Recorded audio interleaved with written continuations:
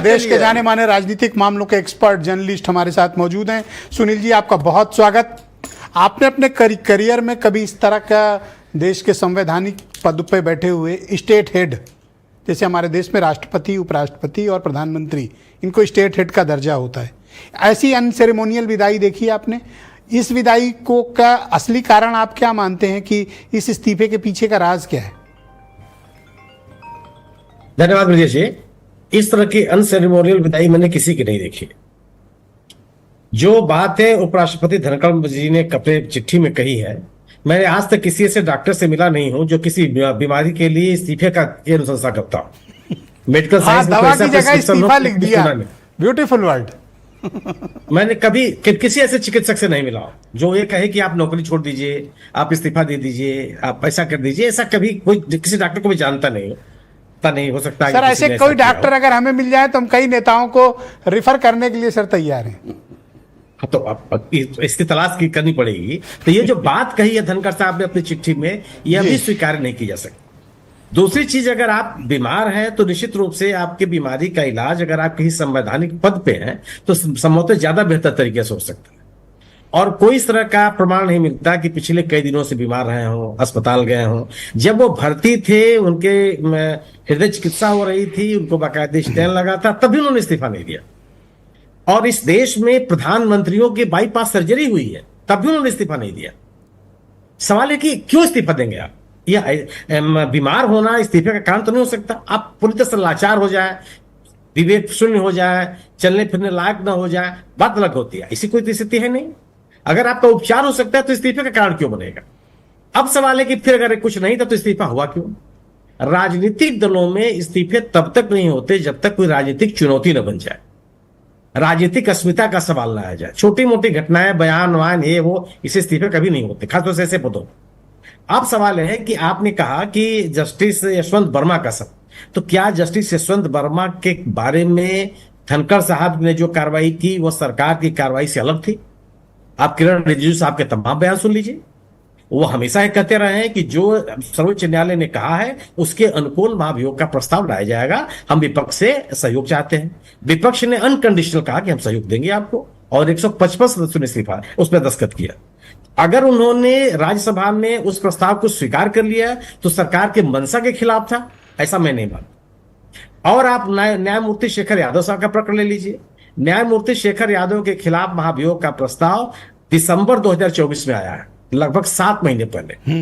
धनखड़ जी ने कार्रवाई नहीं करने दी, सुप्रीम कोर्ट को एक्शन नहीं लेने दिया। कार्रवाई नहीं होने, क्योंकि बीजेपी कहा कि मामला मेरे पास लंबित है, सुप्रीम कोर्ट कोई एक्शन नहीं ले सकता। एक्शन नहीं ले सकता। और क्योंकि बीजेपी भी यही चाहती है कि इस प्रकरण पे कोई कार्रवाई ना हो। वह अपने सामाजिक समीकरण के संतुलन के तहत इस मामले को आगे ले जाना चाहती है। कहीं आपने सुना है कि लोकसभा का सचिवालय, विधानसभा का सचिवालय, राष्ट्रपति का सचिवालय दस्तखत के वेरिफिकेशन में 7 साल लगा देगा, और आप दावा करते हैं कि आप डिजिटल इंडिया बना रहे हैं? But what happened yesterday? Last day क्या हुआ ऐसा कि 50 सांसदों ने दस्तखत भी किया, वेरिफिकेशन भी हो गया, पिटीशन मूव भी हो गई, और पिटीशन को एक्सेप्ट भी कर लिया गया, वो भी लोकसभा में पेश होने के पहले।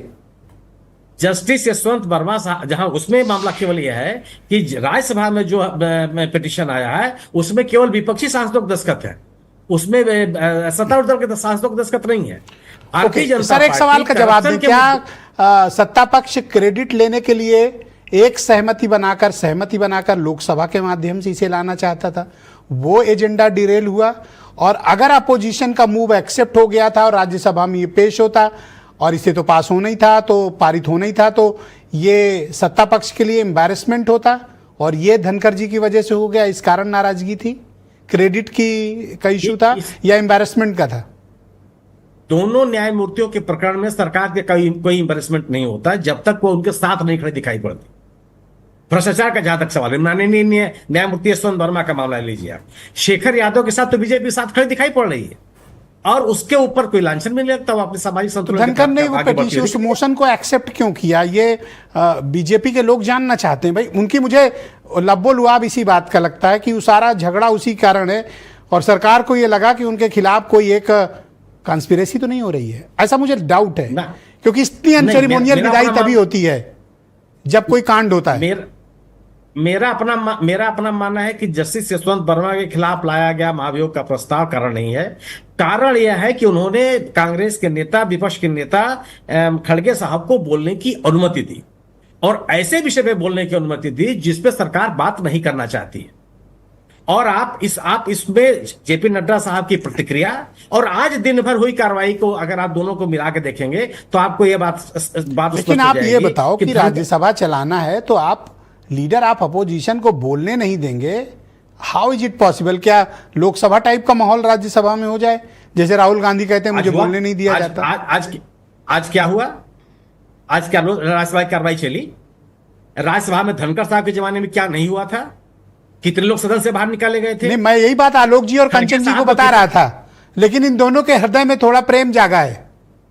वो ये केवल आप कह सकते हैं ना, ये एक राजनीतिक बयान है। कितना प्रेम जागा आप भी जानते हैं, देश भी जानता है। बहुत शुक्रिया sir, please continue with sir. मैं